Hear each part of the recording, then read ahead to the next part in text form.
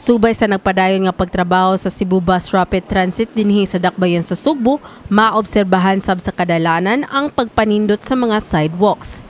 Gibutyag sa project manager sa Department of Transportation nga si Engineer Norvin Imbong nga gipaspasan nila karon ang trabaho sa Package 1 human na dilatar kini tungod sa sinulog activities. By June, July, more or less expect na mahuman. Okay. Pero dili pa na siya final na amo lang ng projection ba sa facing sa dagan sa kanan.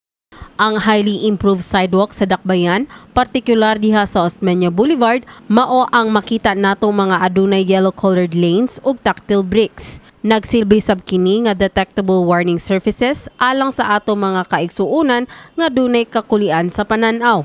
Subay sa Phase 1 sa BRT project, mausad ang development sa sidewalks nga nanukad sa South Bus Terminal, tuyok padulong sa Osmeña Boulevard ug Capitol. Dugang paniimbong nga mas mapalapdan pa nila ang sidewalks, ilabi na ang drainage system. Sidewalks na nata sa 25%, ana sa kuan drainage na nata sa 25%, ana.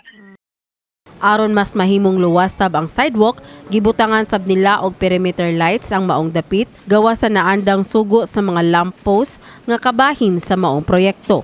Kini si Mary Francis Lin kaayon alang sa MyTV, Cebu.